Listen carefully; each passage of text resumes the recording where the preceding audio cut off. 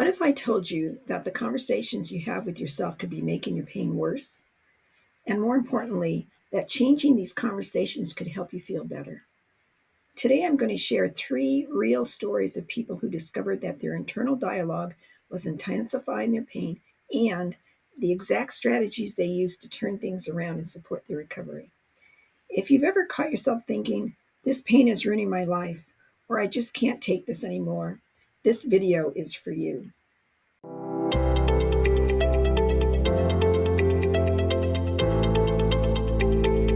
Greetings.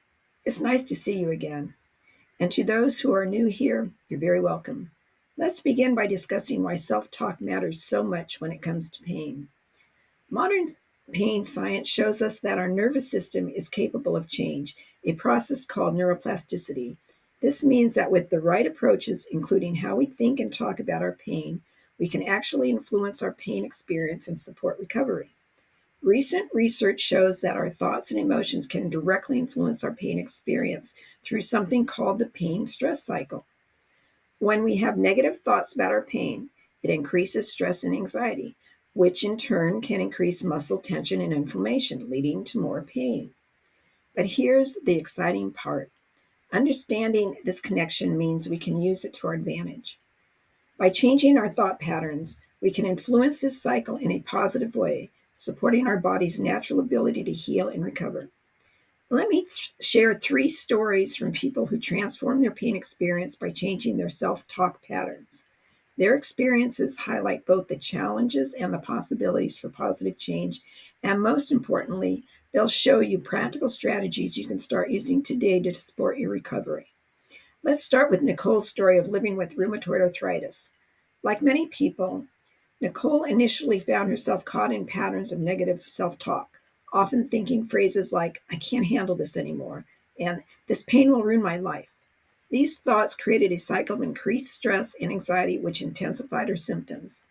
Through research and learning about pain science, Nicole discovered the impact her thoughts were having on her experience and began actively working to shift her internal dialogue. One strategy that made a significant difference for Nicole was what's known as pain neutrality. Instead of saying, this pain is unbearable, she learned to say, I'm noticing some temporary sensations in my joints right now. This simple shift helped her create emotional distance from the sensation and reduce the anxiety surrounding it. She also started keeping a thought journal, writing down her automatic negative thoughts and practicing reframing them into more constructive observations. For example, when she caught herself thinking, I'll never be able to garden again, she'd reframe it to, I'm discovering new ways to maintain my garden while my body recovers. Today, Nicole continues making progress, developing a more compassionate relationship with herself and her body. Larry's story with psoriatic arthritis offers another perspective. As a former athlete, Larry's self-talk was initially very self-critical. He would often tell himself, I'm useless now, and I'll never be the person I used to be. This negative self-talk led to depression and social isolation, which amplified his symptoms. The more he told himself he was broken, the more he withdrew from activities that could have supported his recovery. Larry's breakthrough came when he learned to implement what we call capability-focused thinking. Instead of focusing on current limitations, he began acknowledging his daily progress and building upon it. He started saying things like, today I can do gentle movements that support my healing, or I'm actively learning new ways to stay active that promote recovery. This shift in perspective helped Larry rebuild his confidence and discover new possibilities for improvement. He created a daily progress journal, writing down 3 ways he moved forward each day, no matter how small they seemed. This practice helped him recognize that while his current situation had changed, he had many capabilities and opportunities for growth. Melanie's journey with scoliosis shows us yet another dimension of self-talk's impact. She initially approached her situation by telling herself to tough it out and never show weakness. While this might sound positive, this approach actually prevented her from listening to her body's signals and slowed her recovery progress. She would push through activities even when her body was signaling for rest, which triggered pain responses that could have been prevented. Through learning about pain science and recovery strategies, Melanie learned to adopt what we call balanced acceptance. She began using phrases like, I can choose to rest now to support my recovery, and I can be both strong and gentle with myself as I heal. This more nuanced approach to self talk helped her develop a healthier relationship with her body and more effective recovery strategies. She started practicing body scanning meditation, where she would check in with different parts of her body and listen to what they needed, responding with understanding rather than judgment.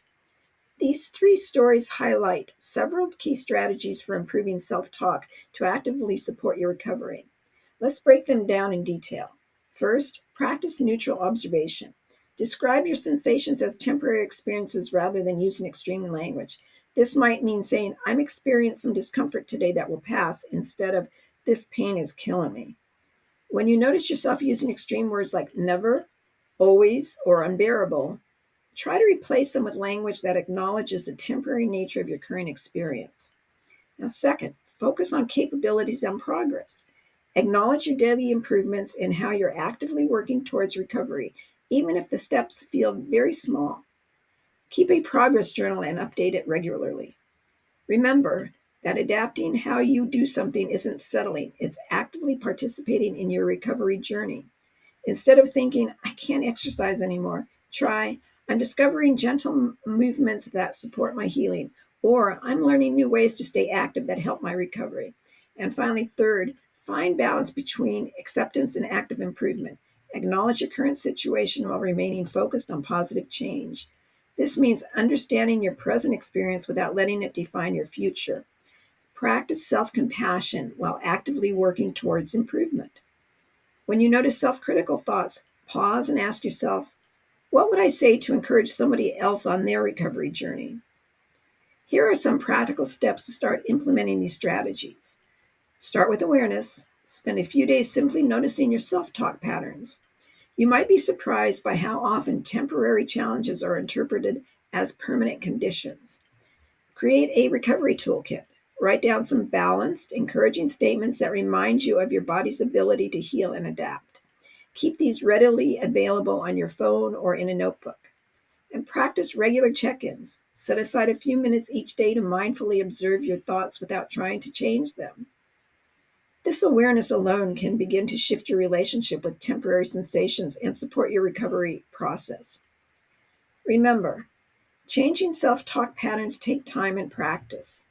Start by simply noticing your current internal dialogue without judgment, then gradually begin introducing more balanced and encouraging language.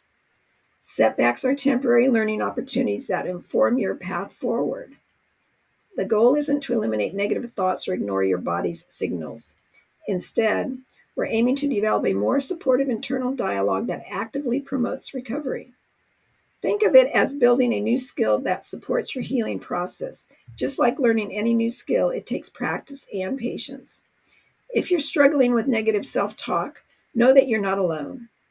You may consider reaching out to a healthcare provider who understands pain science and recovery principles. Many people find that working with a professional can help them identify thought patterns they hadn't noticed and develop more effective strategies for positive change. Thank you for listening today.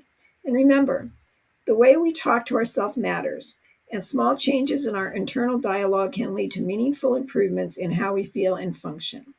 Start small, be patient with yourself, and celebrate each step forward in your recovery journey. So it's bye for now, and I'm wishing you a comfortable week.